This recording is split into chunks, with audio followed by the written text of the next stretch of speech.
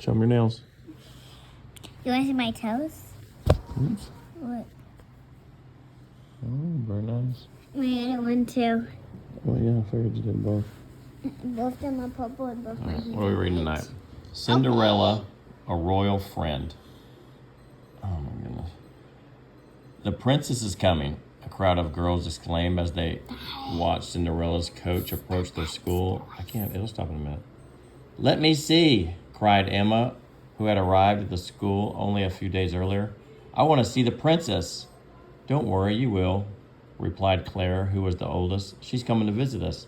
Sure enough, the coach came to a stop right outside. Well, that's a coach.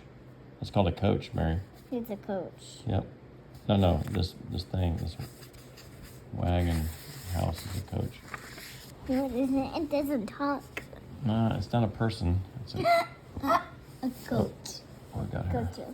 A coacher. A coacher. A royal trumpeter blew his horn loudly to announce Cinderella's arrival. Quickly, girls, gather around, said the headmistress of the school. She hurried to open the door.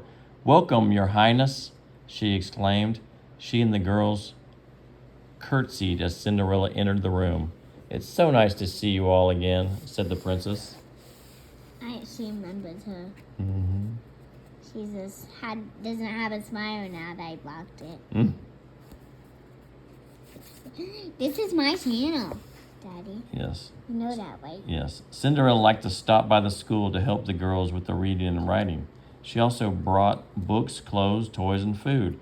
Many of the girls were poor and had few things of their own. Everyone was happy to see Cinderella, but no one was more excited than Emma. Is that Emma? Is that Emma? Yes.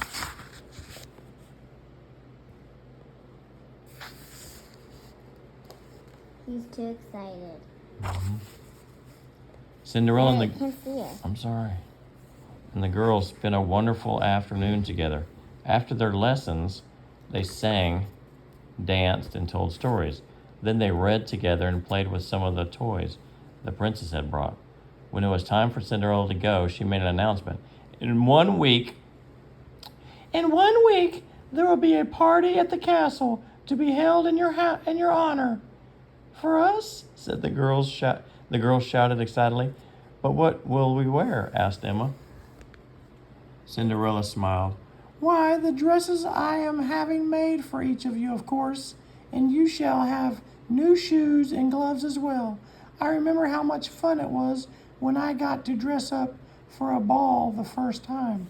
I thought all of you would like to wear fancy gowns too. That's a funny voice, Daddy. Thanks. That's Cinderella's voice.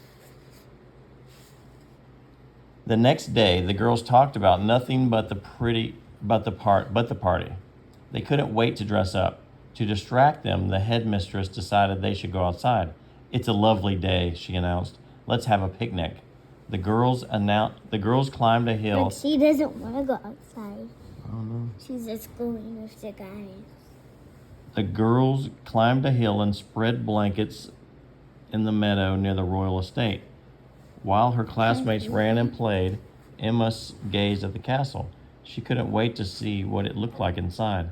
She thought it must be the most wonderful place in the whole world. Soon, Emma noticed a group of seamstresses walking toward the castle gates. She ran over to them. A guard opened the gates for the seamstresses. Without thinking, Emma slipped behind them and walked straight into the castle. Then she ducked behind a curtain.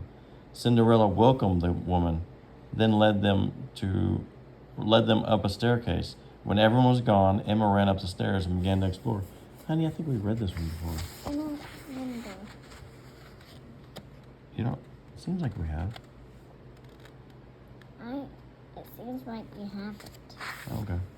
In one room, Emma found a huge Look. bed with a pink ruffled canopy. She climbed into it and closed her eyes for a moment. Cinderella's mouse friends, Jack, Gus, and Mary, came out from under the bed and introduced themselves. Suddenly, they heard someone down the hall say, "This fabric is gorgeous." Emma and the mice ran toward the voice and found a room filled with seamstresses. They were very busy cutting satin, silk, and velvet. Look what they did to her. They gave her a big dress to Come in, a seamstress called. Stand here, dear. Now hold still. The woman began draping fabric around Emma. She thought Cinderella had sent her to model for the dresses. Emma just smiled. She loved the swishing sound the cloth made. She also loved the way everyone fussed over her. When Cinderella stopped for a while later, Emma was wearing one of the dresses. More bows, please, Emma requested, and another layer of ruffles. Oh my, exclaimed Cinderella. That certainly is a fancy dress, and you look beautiful in it. See what That looks silly. you have seen. Honey, we've definitely read this story. I don't remember. We're going to end here.